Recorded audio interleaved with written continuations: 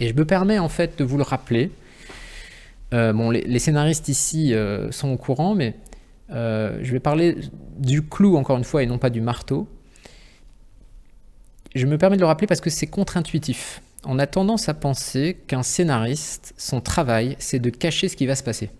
C'est le mythe de « Ah non, ne spoil pas la fin, je ne veux pas connaître la fin de Mandalorian, de je ne sais quelle série que vous regardez. » Mais en réalité, le plus important, c'est de donner la scène finale au début du récit. Je m'explique. En fait, le sujet de notre conférence aujourd'hui, c'est comment gérer le temps. Fondamentalement, c'est ça. Je vous parle d'écriture agile, et de toute façon, d'une manière générale, le travail de scénariste, c'est un travail de gestion du temps. Comment puis-je occuper l'attention du spectateur? Vous êtes un scénariste de long métrage, vous avez 110 minutes à occuper. Un scénariste d'un épisode de 52 minutes, un scénariste de 26 minutes, de 10 minutes. Le fameux temps de cerveau disponible qui a fait sursauter tout le monde, c'est la réalité. Notre métier, c'est de gérer le temps.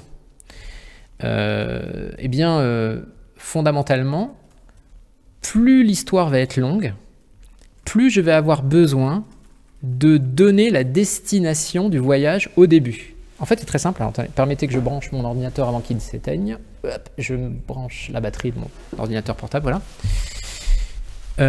Plus l'histoire est longue, plus j'ai besoin de donner la destination au début.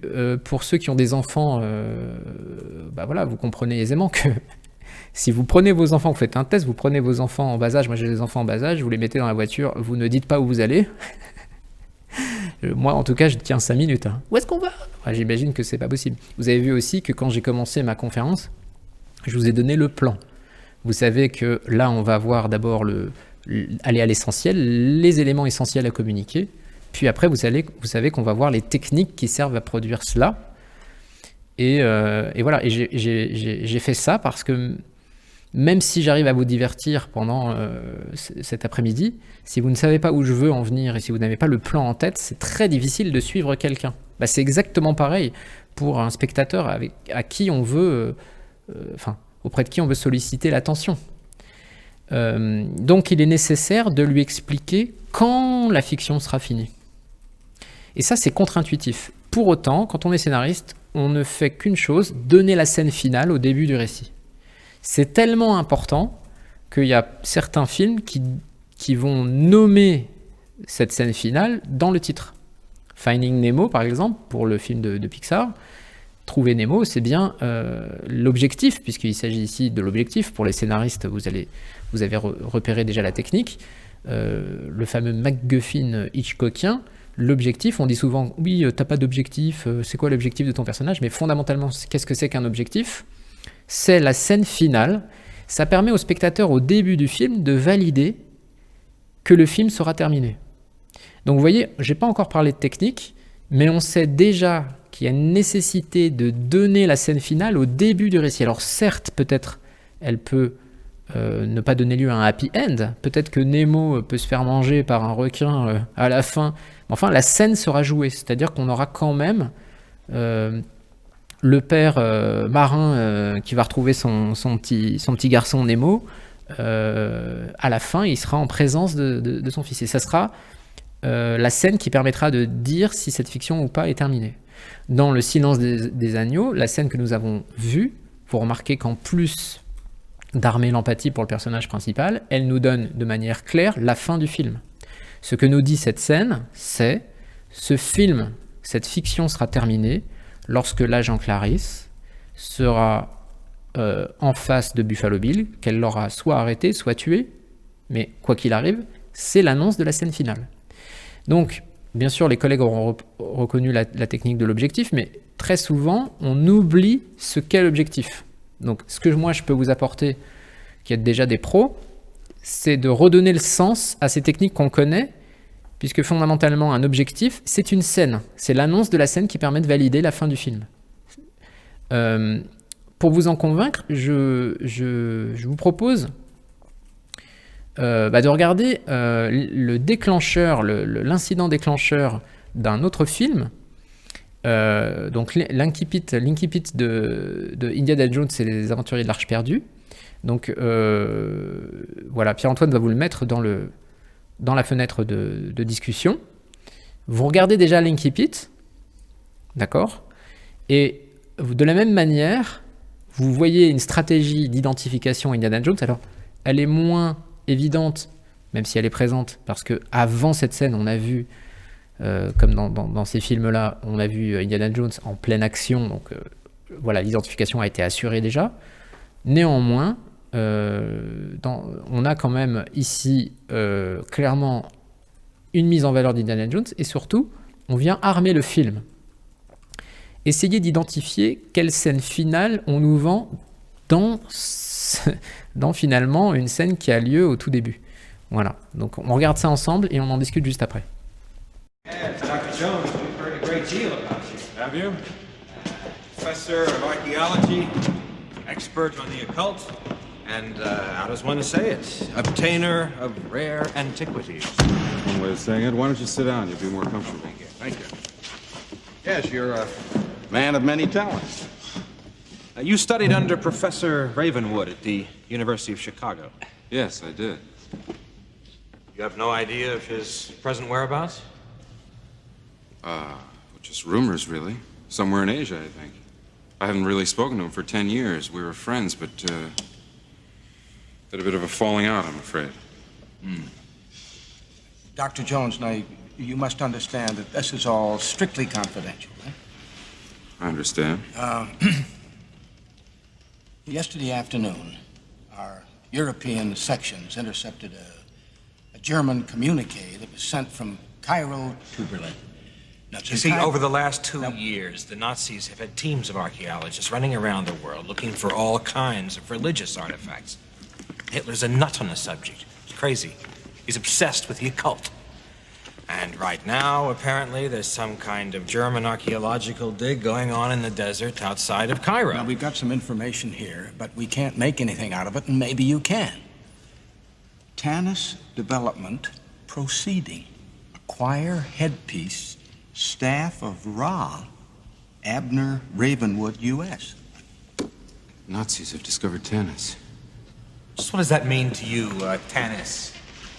Well, the city of Tanis is one of the possible resting places of the Lost Ark. The Lost Ark. Yeah, the Ark of the Covenant, the chest the Hebrews used to carry around the Ten Commandments. What do you mean, Ten Commandments? You're talking about the Ten Commandments? Yes, the actual Ten Commandments, the original stone tablets that Moses brought down out of Mount Horeb and smashed, if you believe in that sort of thing. You guys ever go to Sunday school? Well, Oh, look. The Hebrews took the broken pieces and put them in the Ark, and when they settled in Canaan, they put the Ark in a place called the Temple of Solomon, In Jerusalem. where it stayed for many years, until all of a sudden, whoosh, is gone. Where? Well, nobody knows where or when. However, an Egyptian pharaoh Shishak. yes, invaded the city of Jerusalem around about 980 BC, and he may have taken the ark back to the city of Tanis and hidden it in a secret chamber called the Well of Souls. Secret chamber. However, about a year after the pharaoh had returned to Egypt, the city of Tanis was consumed by the desert in a sandstorm which lasted a whole year, wiped clean by the wrath of God. obviously, we've come to the right men. Now, you seem to know all about this, Tanis. No, not really. Ravenwood is the real expert. Abner did the first serious work on Tanis, collected some of its relics. It was his obsession, really. But he never found the city. Frankly, we're somewhat suspicious of Mr. Ravenwood, American being mentioned so prominently in a secret Nazi cable. Oh, rubbish. Ravenwood's no Nazi. Well, what did the Nazis want him for, then?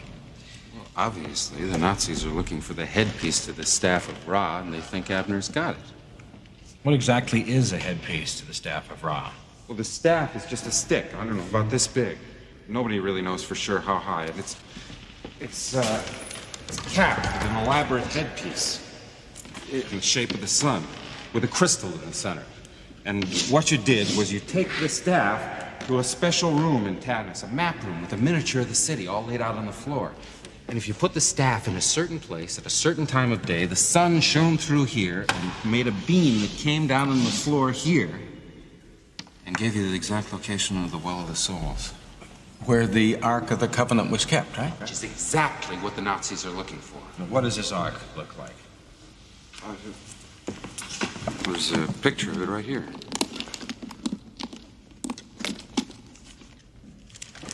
That's it.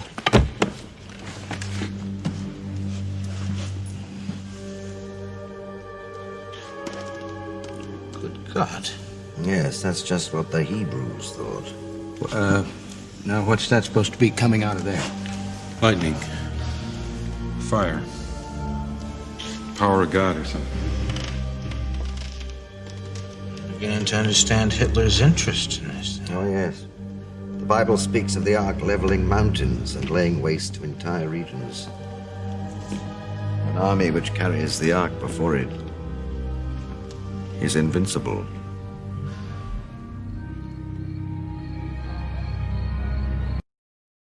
Nous voilà de retour. Alors, beaucoup de choses, vous partagez avec nous beaucoup de choses dans le chat, c'est chouette. Merci de participer. Oui, effectivement, je vous ai mis la version originale. Alors, il y a plusieurs choses. D'abord, il y a des remarques qui m'ont été faites. Une remarque juste, l'objectif peut changer en cours de route. Certains films, effectivement, changent leur objectif en cours de route. Les scénaristes vont changer l'objectif du personnage en cours de route. Alors, évidemment, je ne suis pas en train de vouloir figer. Les techniques sont faites pour être dépassées. Par contre, ce qui est important à mon sens, c'est lorsqu'on rompt une règle, de le faire en conscience. Et donc, il est sûr et certain que lorsque l'on change d'objectif en cours de route, ça va déséquilibrer la structure. C'est sûr. Et c'est pour ça, d'ailleurs, que ça intéresse un certain nombre d'auteurs. On pense par exemple à Une nuit en enfer, un exemple assez classique. Vous voyez bien qu'il y a une rupture de convention, une rupture de contrat avec le spectateur. On commence sur du crime, on arrive sur de l'horreur. Et c'est intéressant d'ailleurs de voir que certains spectateurs ne sont plus prêts à accepter ces conventions quand elles sont trop tardivement exposées. C'est-à-dire que il y a un certain nombre de gens qui disent « Oh, mais c'est pas très crédible, les vampires », alors qu'on les accepterait sans problème au tout début. Donc, on peut citer un certain nombre de grands films. Voilà. Ce qui est certain, c'est qu'avec cette grille de lecture, et encore, on n'a pas encore développé le modèle, mais c'est une grille de lecture qui nous permet tout de suite de voir l'essentiel. Effectivement, quand un film change d'objectif en cours de route, c'est tout de suite des voyants allumés sur notre tableau de bord. Hein. Ça, c'est évident, parce que s'il n'y a pas une stratégie derrière pour le gérer, c'est gravissime. C'est un peu comme si là, en cours, je dis « Allez, finalement, on va pas parler de modèle d'écriture agile, soyons fous ». Bon, ça peut peut-être vous énerver un peu. Le début, c'est la fin, quelqu'un disait ça. C'est bien dit, et on le voit dans cette scène d'Indiana Jones. Alors, c'est pas mal... c'est intéressant parce que, vous voyez, ces deux scènes, que ce soit la scène du Silence des Agneaux et puis celle-ci, on peut déjà remarquer quelque chose. Ce sont des scènes qui sont entièrement verbales.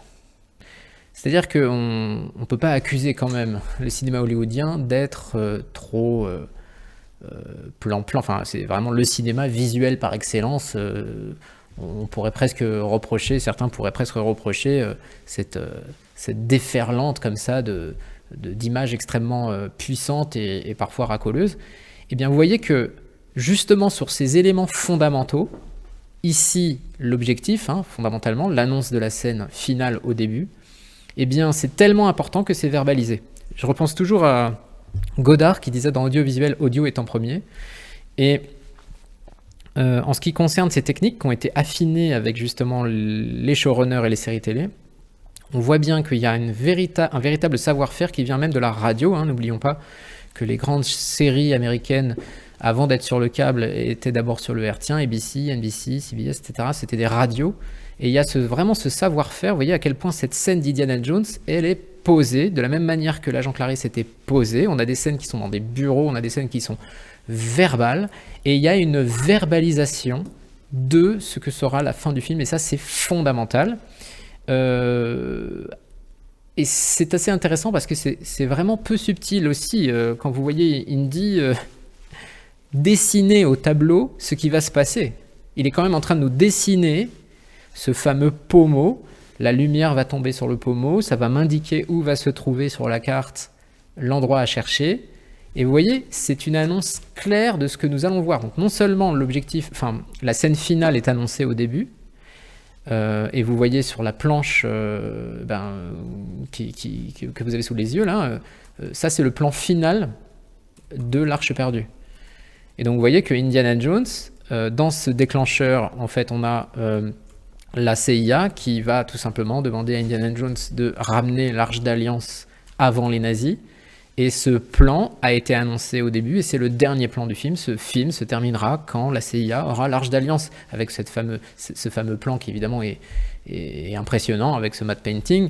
Mais l'idée est que cette image nous a été quelque part vendue au tout début.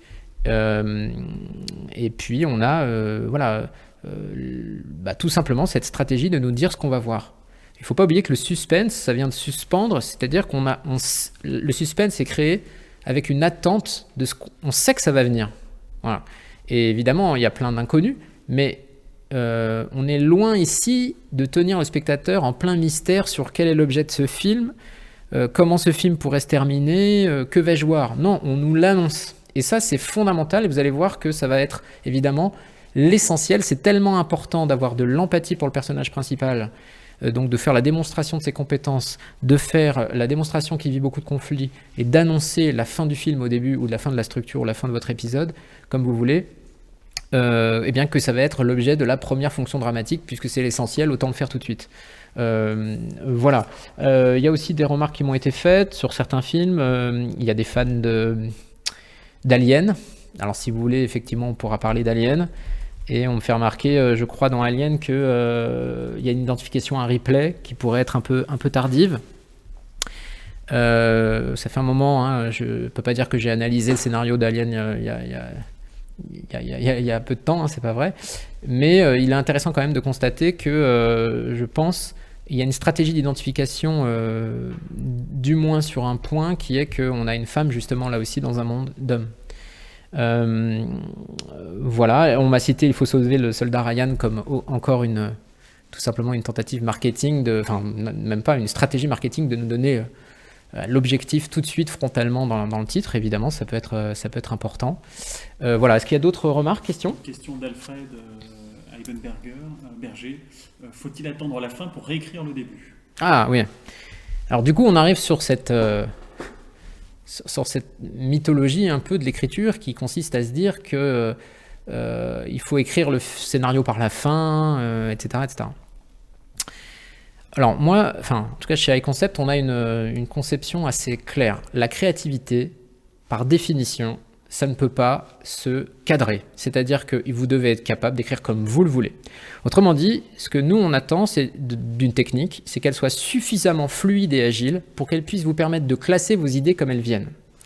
Et vous allez voir que le modèle qu'on va voir ensemble, le modèle HC, ces 3 fonctions dramatiques vont vous permettre tout simplement de classer vos idées assez facilement. Parce que comme il ne s'agit pas d'un gros processus de mise en place, si vous avez une idée de fin, pour commencer, vous pouvez le faire, etc. Moi, je vais évidemment vous donner les 3 fonctions dramatiques dans l'ordre chronologique, dans l'ordre de la narration, pour des raisons évidemment pédagogiques, mais évidemment, la créativité sera ce qu'elle sera. Ce qui est certain, c'est que je pense que tous les collègues ici seront d'accord pour dire que, une fois en tout cas qu'on a écrit sa structure, il est quand même bon de mettre en regard sa scène finale et sa scène de lancement.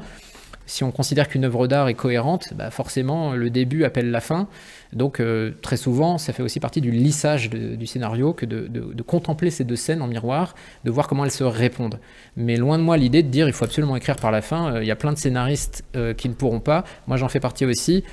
Pourquoi ? Parce que l'incident déclencheur, la première fonction, est tellement importante, vous le voyez déjà dans le clou qu'on veut enfoncer en priorité, que très souvent des projets se vendent sur le déclencheur.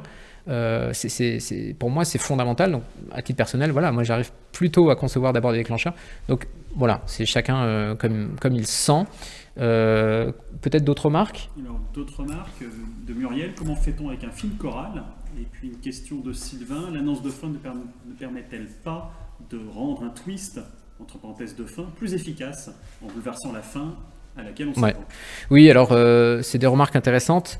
Alors la fiction chorale, qui consiste donc à avoir un groupe de personnages importants, en fait va consister à répéter ce que nous allons voir. C'est-à-dire que là, bon, je vais vous donner un modèle d'écriture unitaire. Pour un personnage unique, pour l'instant, on ne va pas se compliquer la vie, hein, évidemment. Ce qu'on appelle une fiction chorale, c'est une fiction avec plusieurs lignes narratives. Donc en fait, il suffit de répéter cette technique pour autant de personnages qu'on souhaite, puisque finalement, il y a que, à ma connaissance, 2 façons de gérer un groupe de personnages. Ou ce groupe a un objectif commun, il est solidaire, et fondamentalement, nous avons ici en fait un personnage à plusieurs têtes. Roméo et Juliette, toutes les fictions, par exemple, d'amour, les histoires d'amour, etc. Voilà, donc il y a une solidarité des personnages, mais fondamentalement l'entité, la fonction dramatique est à plusieurs têtes. Où en fait on a, et c'est le cas, comme par exemple, moi j'ai travaillé sur la première saison d'Un village français, je faisais partie de l'atelier d'écriture comme auteur jusqu'à l'épisode 6, j'ai été consultant en dramaturgie à partir de l'épisode 7, et on a affaire ici à une fiction chorale, et en fait à un certain nombre de lignes narratives. Donc là en fait, on vient répéter ce qu'on est en train de faire, et voilà. Et l'autre remarque qui était intéressante, c'était quoi? Je l'ai perdu, pardon. L'annonce de fin, oui, permet un twist, bien sûr. Ça rend la fin plus bouleversante. Oui, alors en aucun cas, évidemment, on a obligation de faire une happy end, ou voilà, c'est en fait une annonce d'une scène que nous pourrions voir, qui permettrait de valider. En fait, on va dire ça autrement, puisque certaines, quelque part, techniques, peu importe la technique que vous employez, le théoricien que vous préférez, certains peuvent parler, par exemple, de questions dramatiques. Fondamentalement, c'est ça. Est-ce que Clarisse arrivera à arrêter Buffalo Bill? C'est bien l'annonce d'une scène. Donc, peu importe que vous répondiez par la négative, et que vous fassiez un twist final, cette scène, cette question sera traitée, et donc nous la verrons. Et effectivement, c'est le propre du suspense que d'annoncer ce qu'on va voir pour mieux surprendre, mais bien sûr que si on vient totalement changer l'objectif, il va y avoir un problème. C'est-à-dire si le spectateur n'est pas en mesure de savoir que le film est terminé, voilà, ça vous est déjà arrivé, ça nous est à tous arrivé en fait de lire ou de voir une fiction. Fondamentalement, la fin déçoit, et en plus, c'est dramatique parce que la fin va, l'état d'esprit dans lequel on va laisser le spectateur va forcément irriguer sur tout son espace cognitif, sur ce dont il va se rappeler de la fiction, ce qu'il va dire aux autres pour générer du buzz. Et donc c'est vraiment dramatique. Et voilà, quand une fin est peu satisfaisante, c'est aussi parce qu'en fait, le spectateur n'a pas conscience que l'histoire est finie, quoi, tout simplement. Donc voilà. S'il n'y a pas d'autres questions. Question d'Ousmane qui demande: l'écriture du récit dépend-elle de l'intention de l'auteur? Oui, alors, bah oui, totalement. J'espère en tout cas. L'idée, mais c'est marrant parce que c'est une question qui est fondamentale, c'est-à-dire à quel point on est au contrôle de l'écriture. C'est tout l'objet en fait de notre discussion aujourd'hui. Vous allez voir, c'est que si on n'écrit pas assez vite, si on a ces tunnels de développement, si un scénariste n'est pas capable de donner le film de A à Z, la structure de son épisode de A à Z, brut, à un producteur dans un temps rapide, bah, fondamentalement, qui peut dire qu'il pilote la fiction? Parce qu'on n'aura pas le temps de changer les choses.